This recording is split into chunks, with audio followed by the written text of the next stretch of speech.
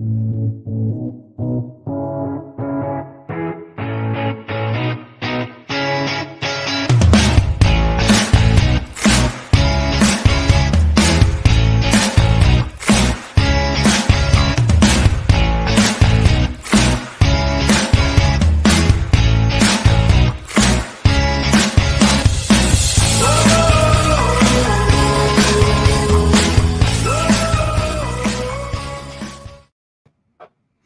everyone, Dan Carson here, Will.B Mortgage. Look forward to having a good show today. Got a great guest. We're going to talk about everybody's favorite thing, taxes. So I've got my personal accountant, friend, business partner, actually family member as well, who takes care of my clients. He refers clients back and forth with me. But we're going to talk about how buying personal property, how buying investment properties can impact you from a tax basis standpoint, and how this market's going to impact you. So I'm going to welcome on Brad Epstein from Epstein CPA out of Rockwall, Texas. Brad, how you doing? I'm good. Thanks, Dan. Brad's actually in New Orleans, so he's like taking this call remotely, and so he's getting to enjoy his place down in the French Quarter. How is it down there? It's good. It's hot. It's good weather. It hasn't rained yet. That's good. Is it as sticky as it down there as it is up here right now? I don't know. To me, hot is hot. It's hot, but it's hot in Dallas too, so it's about the same. Yeah, I was down in Houston this weekend, and it was 109 degrees was the temperature outside, and a 38% humidity index, and I was just like, it's that's Texas for you, Texas summers. We're right in the thick of it. So most people don't go to New Orleans. They're like checking out to the mountains somewhere or something. But I'm glad you're getting to enjoy your place down there. Yeah, it's not too bad. Good. So Brad, we were talking earlier, and one of the things that I wanted to cover was the impact of interest rates in the market.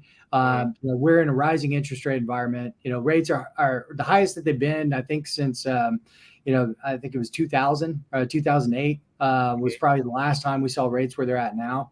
And a lot of people are freaking out about buying homes. You had all these people that were COVID. We had the expectation that, somewhere between 2 and 3.5% was going to be the interest rate that a lot of these first-time home buyers would get.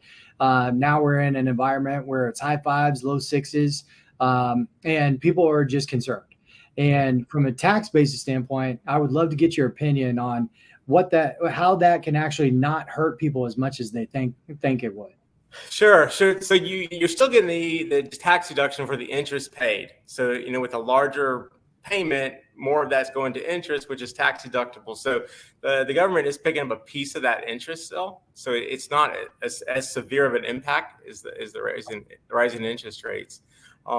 And also, even historically, it seems high over the last several years, but it's 6%, still not that high compared to where it may have been many years ago. Yeah, the actual historical average plays between 8 and 9% from an interest rate perspective. So we're still below historical averages when you take the history of the mortgage industry that we've kept up with. So people don't recognize that because they think it should be way down here. Sure. It is what it is right now. We're just, we're trying to provide people with as much information as possible to understand that. And, one thing that, so when somebody's buying a primary residence, it's my understanding that interest is deductible up to the first $750,000 that they have mortgaged, correct? Yes, that's correct. So, and is there a cap from a dollar limit? Is it 10,000, I think, is the max amount of interest that can be deducted? No, it would be whatever the interest is on that home up to a $750,000 mortgage. The $10,000 cap you might be thinking is on property taxes. There you go. Okay. So you could take up to $10,000 as a deduction on your property taxes, and then pretty much unlimited on the mortgage interest as long as the loan on the home is $750,000 or less. Okay. So that $750,000. So those people that are buying as first-time home buyers, they may be able to, if they're employees and they're worried about cash flow and everything, they may be able to take, put more on their I-9. So it shows that, so they have less taxes taken out of their paychecks because they know that they're going to have a big deduction from their interest at the end of the year. So there's probably. I would say they could factor that into their withholdings. If they can estimate their mortgage interest, their property taxes, and other itemized deductions such as charitable donations, that they can factor that into how much is withheld on their paychecks. You can get a little bit, you got to be careful, because if you don't withhold enough, you get it owing at the end of the year, but you could try to figure that out. Yeah. And I'm sure that people are trying to, with raising cost of everything, people are trying to figure out every strategy that they can. Sure. You said something earlier, that when you're buying a home at a higher interest rate, or you're renting it, the person that you're renting it from is paying that. So the prices are built in everywhere. So Absolutely. regardless of if you're buying or owning or renting, and there's always going to be somebody's paying that mortgage somewhere. Somebody's paying that rent somewhere. Yeah. And the property owner is going to pass along his rising interest rate cost to the tenant. And that's why rents, you'll see, are exponentially greater now. Their rents are increasing faster than mortgages are, as far as dollars. And we're seeing that too. So in general, housing, the cost of housing has increased more in the last 6 months than we've seen in a long time. So it's adding to, and the thing that's driving rates isn't always going to be the Fed increasing rates. It's things like, all the inflation reports that we're getting, non-job, like last week, we were getting rates were coming down for a little bit, and then non-farm payrolls came in and they shot up again. So, from your perspective and for your clients, I mean, how in tune do you have to be with this kind of information from your end? How often do you get asked for advice on this kind of stuff? I guess the majority of our client base is a little bit older, and so it's not their first home, so they realize that sometimes you're going to pay a little higher interest rate, sometimes a little bit lower. So it's not really factored into our client base very much. It may not be this point where they can refinance into a lower rate right now, but they're not stopping them from purchasing their properties with the idea that as interest rates may drop in the future, they can always refinance it. Yeah. Well, it's not dictating, because the other thing is that interest is a component of inflation, and if you buy that property now, the appreciation of that property is more likely to increase because the inflation's higher. So that property becomes more expensive in the future. So I wouldn't let it dictate whether you buy that property now or not. Yeah. Well, I've heard, I keep seeing people say, love the home, date, like marry the home, date the rate, those kinds of comments. It's like interest is going to go up and down. You're going to have opportunities to refinance at some point in time. But the additional cost of from an interest rate perspective, you're saying could be made up for in appreciation in other areas. Possibly, yeah. Yeah, appreciation, inflation, there's plenty of opportunities to recoup the difference in cost. But the main thing is like, don't be afraid to buy a home, considering where the market is right now. Yeah, I wouldn't let that be. That's a factor, but definitely not. It's not a deal breaker. Got you. So, do you have many people that you represent and work with that use real estate as an investment strategy? They're using it from a tax basis standpoint. How do you recommend people using real estate from a tax basis standpoint as an investment strategy? Sure. We like to see our clients have 20-30% of their investable assets in some form of real estate, and whether that takes on the form of investing with like a REIT or buying their own rental properties, whether it be residential, commercial, or otherwise. And it's been a good inflation hedge. And then you can see, because of the way the market's been behaving lately, it's nice because their real estate investments they've either appreciated or at least held steady for this past year. And so it's good to have a portion of that. And we've got clients that are doing residential rentals or commercial rentals, and they've done well. How and I've done both, and I've done vacation rentals and everything personally. What's the breakdown? Do you see more people doing it with COVID and the travel schedules and work from home? Are you seeing more people do kind of the VRBO and Airbnb thing? We have since COVID started, for sure. We've had a lot more clients do the vacation rental properties. You just have to be careful now because of the cost of them have been so high lately. But we're even seeing that come down. So there may be opportunities coming soon in the vacation rental markets.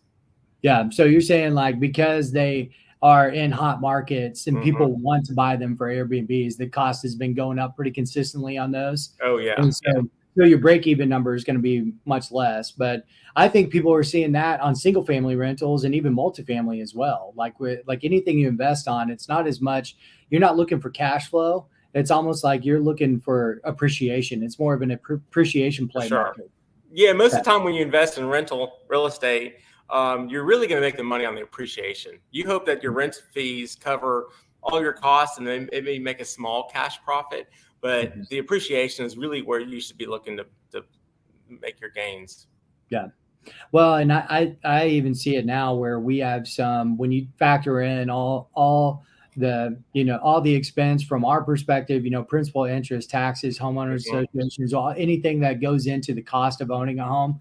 And then you look at the actual rental amount that they get.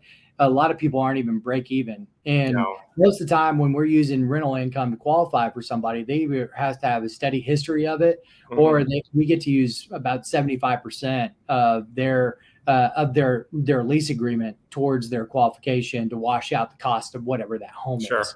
So, I mean, it can get pretty technical from a mortgage standpoint if you have a lot of multiple properties and everything. Mhm. And so, are you do people keep? Is there a certain point where I get the question all the time? Should I buy this as an individual and be a rental, as own the property in a personal LLC? Do I own it as an individual? Do I just what's the best strategy there? What do you see more people doing? Sure. So from a tax standpoint, it ultimately doesn't matter whether you own it personally or through an LLC. And 9 times out of 10, the tax situation ends up being exactly the same. And it would take a while to explain why, but but basically there's not a lot of difference. What I would suggest is if you're looking at that, you're really looking at the liability of that property, and you want to make sure you're protected from a personal standpoint. So you want to discuss that with your attorney and find Yeah. out if an LLC is providing the protection that you need from accidents happening at that rental property. But from taxes, it ultimately is the same. Mm-hmm. Yeah, because an umbrella policy can only cover you up for Sure. so much, right? So, um, and that's a really good point that I think a lot of people, when they're starting off to buy investment properties, or they're Mhm. looking at how they're going to start buying real estate, that they don't think about the liability that comes Yeah. with it. Like, what if you have bad wiring and your house catches on fire? Sure. But I Like, always say an investment where you're not present, like a rental property, whether it's vacation or residential rental, you're not there to make sure everything goes smoothly, and accidents happen. And so it's mhm. best to have some protections there. And so most people will put their rental properties into an LLC for the protection standpoint, not as much of a tax benefit. Mhm. And from your perspective, like either as an investor or from a primary residence standpoint, what do you think is the most important thing from a tax basis standpoint when you're considering purchasing real estate? For a principal residence or for investment? On both sides, both It sides. really, I mean, it comes down to you're still buying an asset, and so you've got to make good decisions on whether it makes sense to buy that. Whether you got to pull the tax benefit away from it, and it never makes sense to overpay for the house or what. And from the tax side, there's potential benefits from it. Uh, the first couple years, you're probably going to have losses. The downside is they might be passive losses. So you want to talk to your tax advisor about whether the potential losses are even deductible in the current year or not. Mhm. But most of the time they're set up as a passive. They're usually passive losses that get suspended for future years. Yeah, it's good.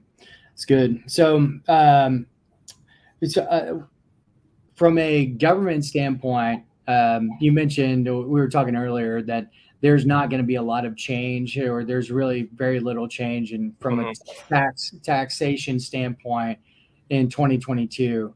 Based off of what you're seeing from other things like the Fed, from policy standpoint, do you think that are there any big talks of potential tax changes for 2023 or 2024?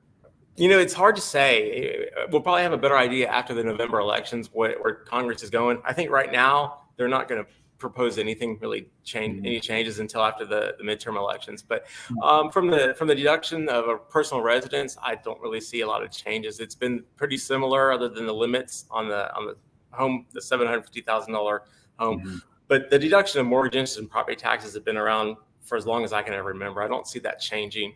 On the rental properties, the same deductions and the passive loss limitations, I don't really see a change. Where there's been talk of changes possibly is in capital gains rates. A lot of people will buy an investment property and then sell it at some point in the future and pay capital gains rates. There's been talk about, based on income levels, that they might increase that capital gains rate or just eliminate it for high income people. That hasn't happened. There's been talk. And there's also been talk about, and so this is a whole other topic, but about 1031 exchanges going away. Oh, really? What that basically means is if you make a profit on a rental house, you've got a certain period of time to replace that property. It's got to be a real asset, right? So it just needs to be another real asset. Exactly. It could be a rental house for vacation rental, for land, anything real estate. Basically, you can sell a property, and this is really oversimplifying the process, but you can sell it, and you have about 6 months to replace it, and you can defer the tax gain on it. Current administration would like to potentially get rid of that loophole, I guess, that tax benefit, and it was talked about, but again, Congress is at a stalemate. That nothing's really happened. But that is on the horizon. It's a possibility. Yeah, and that would be a big one, because that's, that could be 15 to 50% depending on people's tax rules, short term, long term. So that would be really big, because a lot of people utilize that loophole, like you said, to mitigate the gains that they've received. And that's huge, because it could really impact the investment real estate market. I would say, I don't know the percentages, but a significant amount of real estate, commercial or investment real estate, is traded that way. Right. And if you took that advantage away, people would probably hold the properties a lot longer. That's right. They would hold properties longer. There'd probably be a lot of people would keep cash back, wouldn't be as much being invested into the market. It would be somewhat similar to some of the transitory wealth rules, like when, inheritance policies that changed. I'm sure we've seen some impact from that over the past few years, because that was was that 2020 when those big changes were enacted? Are you starting to see fallout from that now? Is it still to come? Yeah, I mean, in our clientele, there's very few that are impacted because the estate taxes, because you got almost a $12 million exemption per individual. So a married couple has a $24 million exemption. The majority of our clientele doesn't reach over the $24 million credit. We have a few. So you don't see that so much for us, but for extremely wealthy families, that could be a major problem. And a lot of wealthy families their assets are held in real estate. Yeah. So from you mentioned capital gains earlier, and some people won't, if they're buying their first home or they're watching this and they're trying to learn about taxes and everything else in investing, they may not understand capital gains, but basically, there's two different ways. Like we're talking about both primary residences, so the place you call your home, your homestead, and then investment properties. Those are treated different from a capital gains rule perspective, correct? Correct. Yeah, in your principal residence, as long as you live there 2 years of the prior 5 years, it's unlikely that you would pay any capital gains, because a married couple would have a $500,000 exemption on the gain. So if they bought a property for $400,000 and sold it for $800,000 4 years later, there's an exclusion, a Section 121 exclusion, that they wouldn't pay any tax on the sale of that principal residence.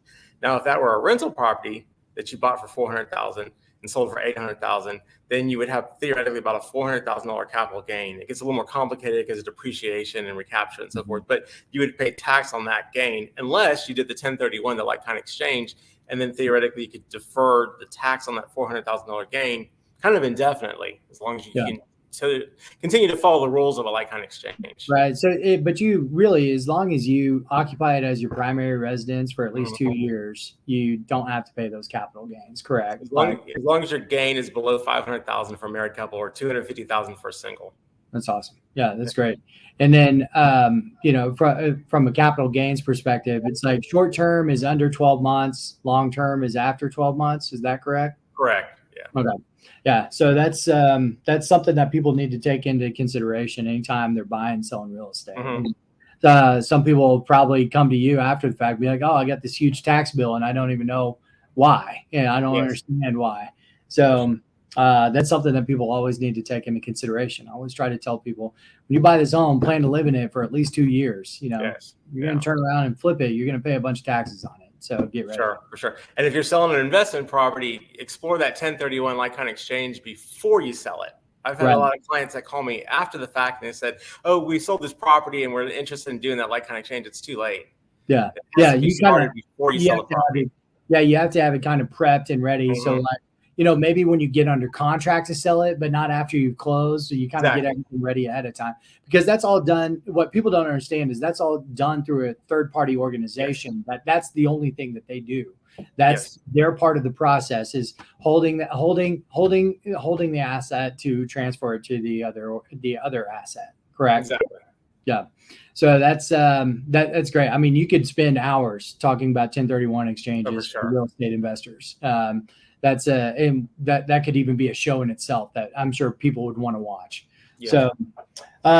So from your perspective, is there anything major for 2023 that people should start to take into consideration, or what are your thoughts? Yeah, I mean, from the tax standpoint, again, I don't anticipate much changing. So I don't think there's a tax planning strategy there. It's just the main thing is because properties are high.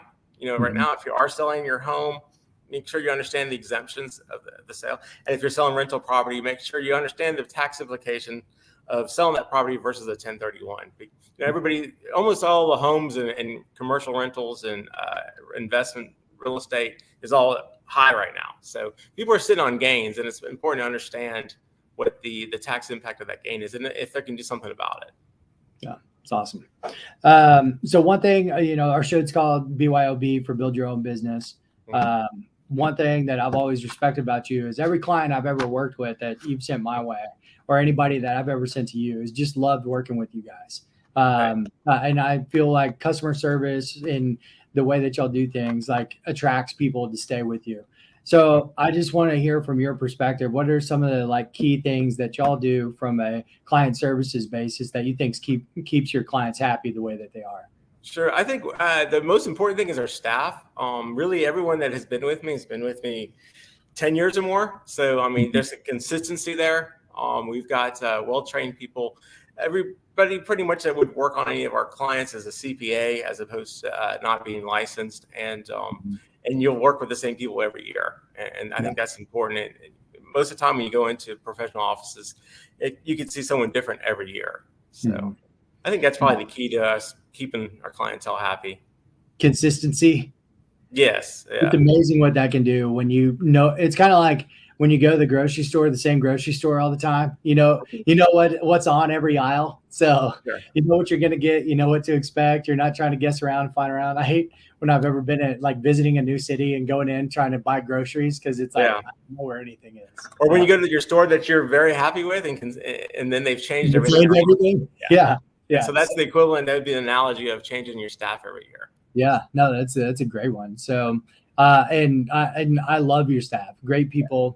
Now I know, obviously you have personal accounting, but what are all the services that you guys provide?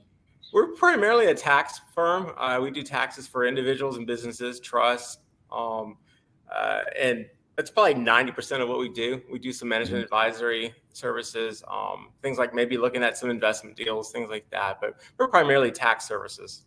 Okay, good deal.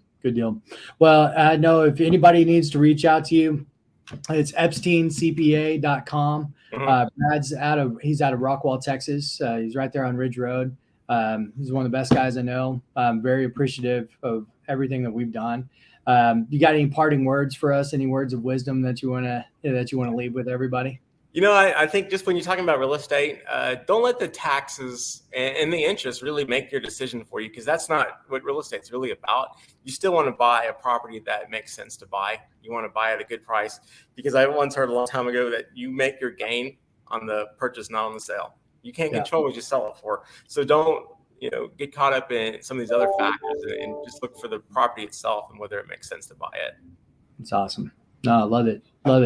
Yeah, I think that so many people just, when you're buying real estate of any way, shape, or form, it's one of the 5 most stressful situations that you can have in your life is buying a home, buying a second property, buying any kind of investment in real estate. But like you said, just like make the decision, go for it. Because when you're ready to buy real estate, like owning real estate, I feel like is like a big part of the American dream. So, make the decision, go for it. Don't let interest rates, don't let prices, don't let the competitive nature of the market right now hold you back. Just go for it and go get it. Because eventually, there's my grandfather, who obviously really well, he used to say to me all the time, he's like, there's only so much dirt and it's just going to keep getting more expensive. So I still think it's one of the best, and there's a reason why you say 30% of your portfolio, which is probably the largest percentage of any investment you have for a single item. Yeah, from an asset base. Like that, there's a reason why people say that. It's because it's a great investment and it's going to work out for everybody long term. Oh yeah, and in the Dallas area, which is where I'm guessing most of my businesses, most of your businesses, is going to be. I mean, there's nothing recession proof, but there's so many people moving to the Dallas area that it's going to keep prices on the higher side. Yeah, I mean, the supply and demand, and the demand is going to continue to increase. I don't see any slowdown in people moving to the Metroplex. Yeah, me either. And the cost of materials are only increasing, and so each new home purchase and each new home built costs more than it did before, and so it's hard to say that these prices would come down too much in the Metroplex. I agree. And even at a modest 2% appreciation, 5 years later, you're still at 20% equity in any property. Yeah. So, I think we're going to end up being pretty strong. So, yeah, I think so. And Dallas is still, I've said this on several other shows, like our price versus other major metro areas, we're still 25-30% less in price than where, you're getting in most other metro areas. So, Dallas, Texas is a great place to own real estate and continue to own real estate. So, well, I think you've dropped a wealth of knowledge on everybody. I really appreciate you joining me today. And, I look forward to catching up to you soon. It's been too long. Sorry we had to do it on a work video conference. So I know you got big things going on. You got one that just went off to college. You got another one getting ready pretty soon too. So it's we're in that phase of life. But it's great to see you, and I really appreciate you joining us and putting some good information out there. All right, sounds good, Dan. Good to see you. Have a great one. Appreciate it. See you, Brad. Bye.